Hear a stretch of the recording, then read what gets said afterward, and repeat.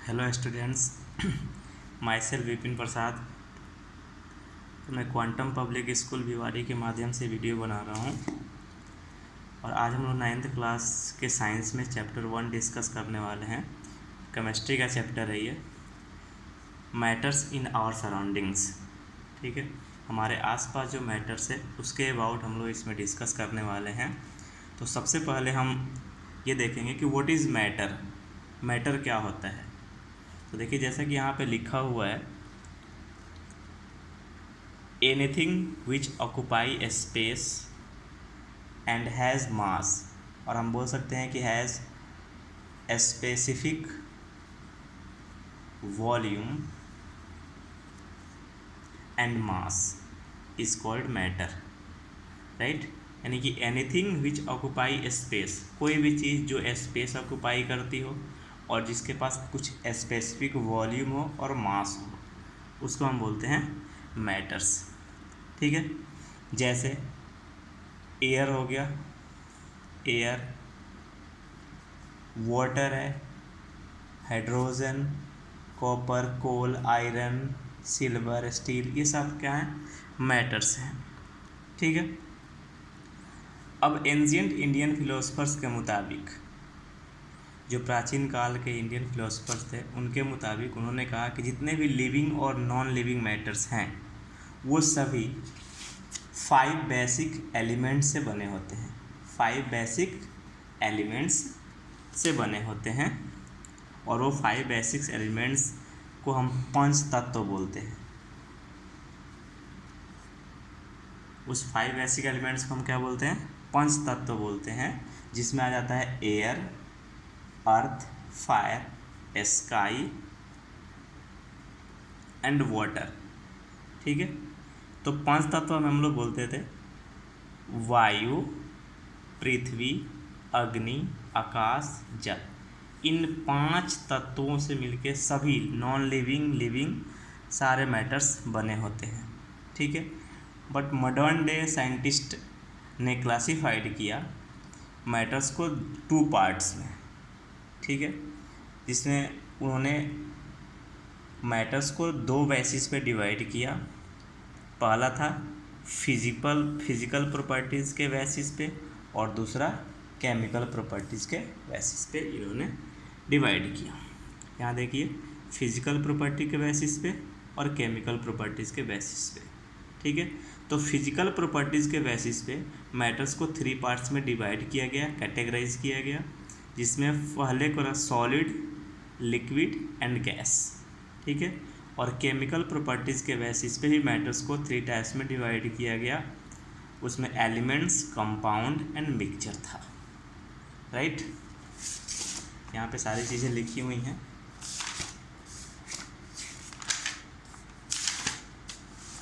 ये देखिए, anything which occupy A space and has a specific volume and mass, इसको matter कहा। ये एग्जाम्पल यहाँ पे लिखा हुआ है। फिर क्लासिफिकेशन ऑफ मैटर में हमने 2 यहाँ पे कॉलम बनाए हैं। First on the basis of physical property और दूसरा on the basis of chemical properties. यहाँ देखिए, फिजिकल प्रॉपर्टीज़ के बेसिस पे सॉलिड्स, लिक्विड्स एंड गैस है और केमिकल प्रॉपर्टीज़ के बेसिस पे एलिमेंट, कंपाउंड एंड मिक्सचर है। ठीक है, ये मैटर्स और मैटर्स के टाइप्स हैं। ठीक है, अब है कि जितने भी मैटर्स होते हैं वो सारे बहुत ही छोटे छोटे पार्टिकल्स से मिलके बने होते हैं। ठीक है, जिनको एटम्स या मॉलिक्यूल्स कहा जाता है। अब जाहिर सी एक बात, एक प्रश्न उठता है कि भाई इस जो छोटे छोटे पार्टिकल्स से अगर मैटर मिलके बना होता है तो पार्टिकल्स उसके अंदर कैसे रहते होंगे। ठीक है, तो मैं आपको बताना चाहूँगा कि जो मैटर्स में पार्टिकल्स होते हैं वो कॉन्स्टेंटली मूव करते रहते हैं। ठीक है, क्योंकि जो भी पार्टिकल्स होते हैं उन पे फोर्स ऑफ अट्रैक्शन लगता है, उस फोर्स की वजह से वो मूव करते रहते हैं। यहाँ पे देखिए, ये आपको फिगर दिखाया गया है। यहाँ देखिए, ये पार्टिकल्स हैं, ये रैंडम मोशन करते रहते हैं, दिख रहा है ये रैंडम मोशन करते रहते हैं फोर्स ऑफ अट्रैक्शन की वजह से। ठीक है, तो इस मोशन को, जो ये पार्टिकल्स मोशन करते हैं, इस मोशन को हम बोलते हैं ब्राउनियन मोशन, राइट। और इनके बीच जो पार्टिकल्स होते हैं, इनके बीच जो फोर्स लगता है उसको हम लोग बोलते हैं इंट्रामोलिकुलर फोर्स। क्या बोलते हैं? इंट्रामोलिकुलर फोर्स, ठीक है। यानी कि हम इंट्रामोलिकुलर फोर्स के डिफिनीशन में क्या बोल सकते हैं? हम ये बोल सकते हैं the force of attraction between particles of matter. Matter के पार्टिकल्स के बीच जो फोर्स ऑफ अट्रैक्शन होता है उसको हम बोलते हैं intramolecular force. I repeat, the force of attraction between particles of matter is called intramolecular force, ठीक है। और इन मॉलिक्यूल्स के बीच कुछ स्पेस होते हैं, देखिए सम स्पेस होते हैं इसमें, इस स्पेस को हम बोलते हैं इंट्रामोलिकुलर स्पेस। इंट्रामोलिकुलर स्पेस, ठीक है। यानी कि इंट्रामोलिकुलर स्पेस हम किसको बोलेंगे? तो कहेंगे the space between particles of matter. The space between particles of matter is called intramolecular space, ठीक है। ब्राउनियन मोशन में हम क्या कहेंगे? द जिगजैग और random motions of particles of matters is called Brownian motion, right. तो हमें पता चल गया कि किसी भी मैटर्स के अंदर जो टीनी पार्टिकल्स होते हैं वो कैसे रहते हैं। तो क्या करते हैं? कॉन्स्टेंटली मूव करते रहते हैं, कांस्टेंट वेलोसिटी से मूव करते रहते हैं, ठीक है। और एक दूसरे से कोलिजन करते हैं, ठीक है। दूसरा था कि जो पार्टिकल्स होते हैं मैटर्स के, उनके बीच फोर्स ऑफ अट्रैक्शन लगता है, उस फोर्स ऑफ अट्रैक्शन को हम इंट्रामोलिकुलर फोर्स बोलते हैं। उनके बीच कुछ स्पेस होता है, सारे पार्टिकल्स के बीच कुछ स्पेस होता है, उस स्पेस को हम इंट्रामोलिकुलर स्पेस बोलते हैं, ठीक है। इसको हम एक एक्सपेरिमेंट से भी जान सकते हैं। जैसे मान लीजिए वाटर में हमने कुछ मिलाया, जैसे शुगर मिला दिया या सॉल्ट मिला दिया, तो हम कुछ देर बाद देखते हैं कि जो शुगर के पार्टिकल्स होते हैं वो पूरे वाटर में यूनिफॉर्मली डिफ्यूज़ हो जाते हैं, ठीक है। तो अगर वो मोशन में नहीं होते, मोशन नहीं कर रहे होते, तो वो जहाँ पे एक जगह पे ही रह जाते, लेकिन अगर वो मोशन कर रहे हैं तो पूरे वाटर में वो डिस्ट्रीब्यूट हो गए, डिफ्यूज़ हो गए, ठीक है।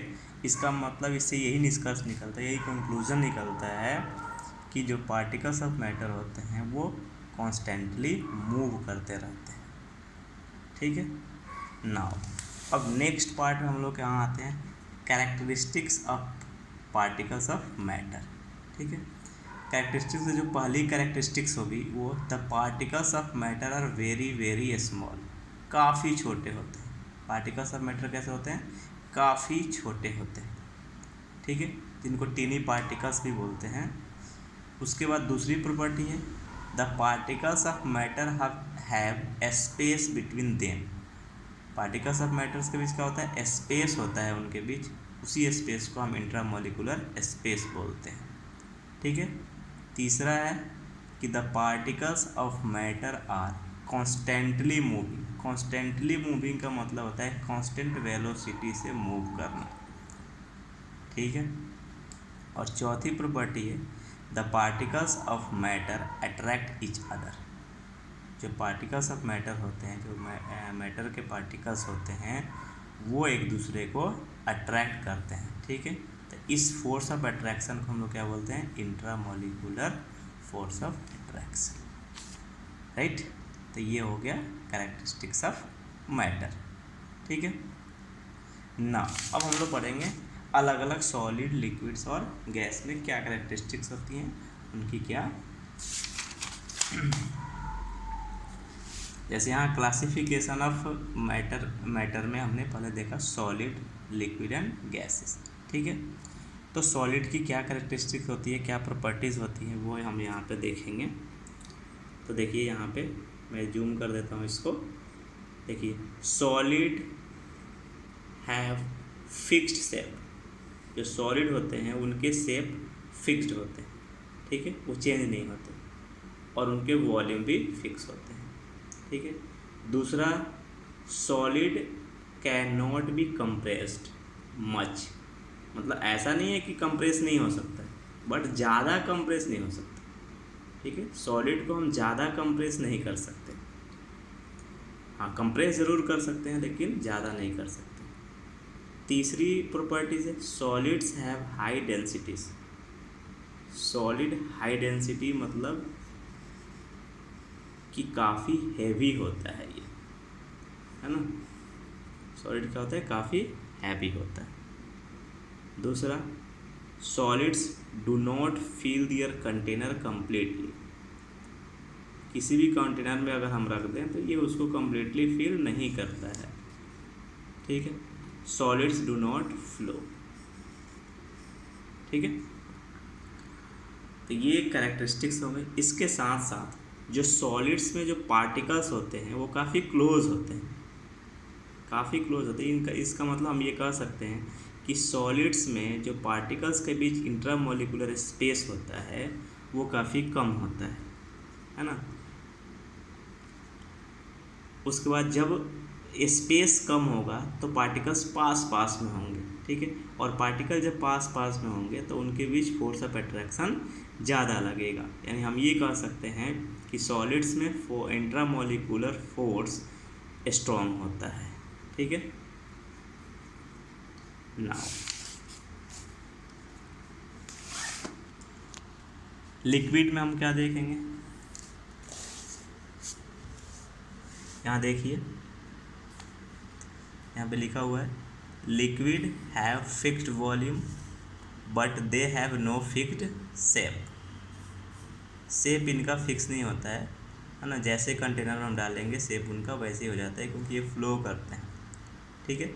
Liquids take the shape of the vessel which they are placed.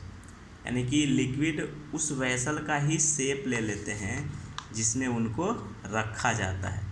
देखिए यहाँ लिखा हुआ liquids take the shape of the vessel in which they are placed. यानी कि लिक्विड्स उस वेसल का ही शेप ले लेते हैं जिसमें उनको रखा जाता है, ठीक है। सॉलिड की तरह लिक्विड को भी हम बहुत ज़्यादा कंप्रेस नहीं कर सकते हैं, ठीक है। और लिक्विड्स की डेंसिटी मॉडरेट होती है। कहने का मतलब ये है कि सॉलिड से कम होती है, लिक्विड्स की डेंसिटी सॉलिड से कम होती है, ठीक है। चौथी प्रॉपर्टी है liquids do not fill their container completely. इसका मतलब ये है कि जैसे मान लीजिए हमारे पास 2 लीटर लिक्विड है और हम उसको 5 लीटर के कंटेनर में अगर हम रख रहे हैं तो 5 लीटर तो हो नहीं जाएगा, 2 लीटर ही रहेगा। इसलिए यहाँ पे लिखा हुआ है कि ये भी कंटेनर को कम्प्लीटली फिल नहीं करता है, लेकिन जिस कंटेनर में हम इसको रखते हैं उसका शेप ज़रूर ले लेता है। Liquids generally flow easily, liquids आसानी से फ्लो होता है, ठीक है। उसी प्रकार इसमें जो इंट्रामोलिकुलर स्पेस होता है वो सॉलिड से कम होता है, सॉलिड से ज़्यादा होता है। लिक्विड्स का में इंट्रामोलिकुलर स्पेस सॉलिड से ज़्यादा होता है और इंट्रामोलिकुलर फोर्स सॉलिड से कम होता है, ठीक है। अच्छा, अगला है प्रॉपर्टीज़ ऑफ गैसेस। तो प्रॉपर्टीज़ ऑफ गैसेस में हम ये कहेंगे कि गैसेस की ना ही कोई फिक्स शेप होता है और ना ही कोई फिक्स्ड वॉल्यूम होता है। यहाँ लिखा हुआ है gases have neither a fixed shape nor a fixed volume, right. Gases acquire the shape and volume of the vessel in which they are kept. Gases को जिस वेसल में भी रखा जाएगा उसी का वॉल्यूम और शेप दोनों ये ले लेता है। यानी कि शेप भी उसी तरह का हो जाता है, वॉल्यूम भी उतना ही हो जाता है। यानी कि एयर को कितना भी बड़े वॉल्यूम में हम रखेंगे वो पूरा वॉल्यूम ऑक्युपाई कर लेता है, राइट। चलिए नेक्स्ट पॉइंट पे हम आते हैं। यहाँ देखिए gases can be compressed easily, ठीक है। गैस को हम आसानी से कंप्रेस कर सकते हैं। Gases have very low densities ना, गैस की डेंसिटी बहुत ही कम होती है, यानी कि सॉलिड और लिक्विड की तुलना में ये बहुत कम होती है। ठीक है, gases fill their container completely, जो गैसेस होते हैं वो कंटेनर को कम्प्लीटली फिल करते हैं और इजीली फ्लो होते हैं। ठीक है, तो ये रही तीनों की प्रॉपर्टी। अब इसमें एक्स्ट्रा प्रॉपर्टी है कि इसमें इंट्रामोलिकुलर स्पेस सॉलिड और लिक्विड से ज़्यादा होता है और इंट्रामोलिकुलर फोर्स सॉलिड और लिक्विड से कम होता है, इसलिए इसके पार्टिकल आसानी से कंप्रेस हो जाते हैं। राइट, तो इसमें डिफरेंस आप बना लेंगे, है ना, कॉलम देके सॉलिड्स, लिक्विड एंड गैसेस, उसकी प्रॉपर्टी के बेसिस पे उसमें डिफरेंस आप लिखेंगे। ठीक है,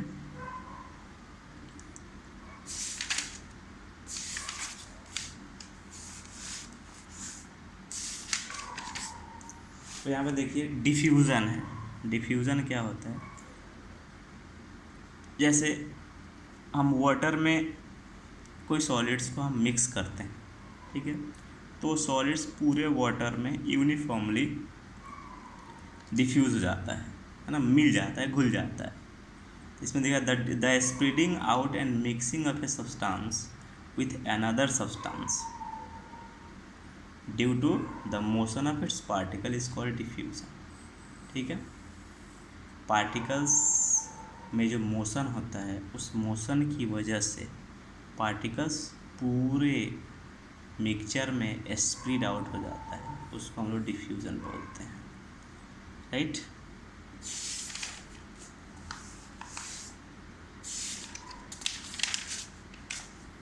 तो पहला पार्ट आपका यहाँ पे समाप्त हो जाता है। ठीक है,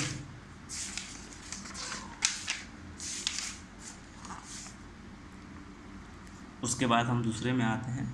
दूसरा में आपको बताना है टेम्परेचर के बारे में, है ना, कॉमन यूनिट ऑफ टेम्परेचर क्या होता है ना, उसका एस यूनिट क्या होता है। तो हम सभी जानते हैं कि टेम्परेचर का जो कॉमन यूनिट होता है वो होता है डिग्री सेल्सियस। क्या होता है? Degree Celsius. जैसे हम लोग बोलते हैं 20 degree Celsius, 30 degree Celsius, 35 degree Celsius. तो ये टेम्परेचर का कॉमन यूनिट होता है, एस यूनिट नहीं होता, कॉमन यूनिट होता है। इसको हम ऐसे डिनोट करते हैं, देखिए दिख रहा है, ये ऐसे डिनोट करते हैं हम इसको। राइट, इसको हम लोग बोलते हैं डिग्री सेल्सियस। ठीक है, दूसरा टेम्परेचर का जो एस यूनिट होता है उसको हम लोग केल्विन बोलते हैं। ठीक है, केल्विन बोलते हैं, केल्विन को के से डिनोट करते हैं, यहाँ के से।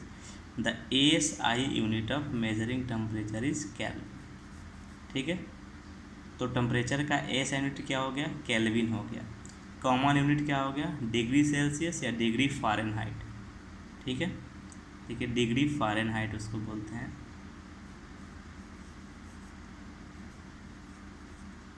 डिग्री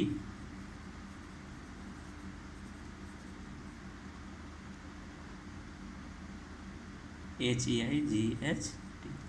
ठीक है, और इसको डिनोट करते हैं ऐसे। राइट, अब हम डिग्री सेल्सियस को केल्विन में कैसे कन्वर्ट करें? तो जब भी डिग्री सेल्सियस को केल्विन में कन्वर्ट करना होता है उसमें 273 को प्लस कर देते हैं। यहाँ 0 degree Celsius equal to 273 Kelvin. नहीं, temperature on Kelvin scale is equal to temperature on Celsius scale plus 273। और केल्विन से अगर हमें डिग्री सेल्सियस में आना है तो हम वहाँ से 273 को माइनस कर लेते हैं। राइट, यानी हम आसानी से ये कन्वर्ट कर सकते हैं डिग्री सेल्सियस से केल्विन में, kelvin two degree Celsius. Right, तो आज का लेक्चर हम यहीं पे ख़त्म करते हैं, अगले पार्ट को हम आगे पढ़ेंगे। ठीक है, थैंक यू।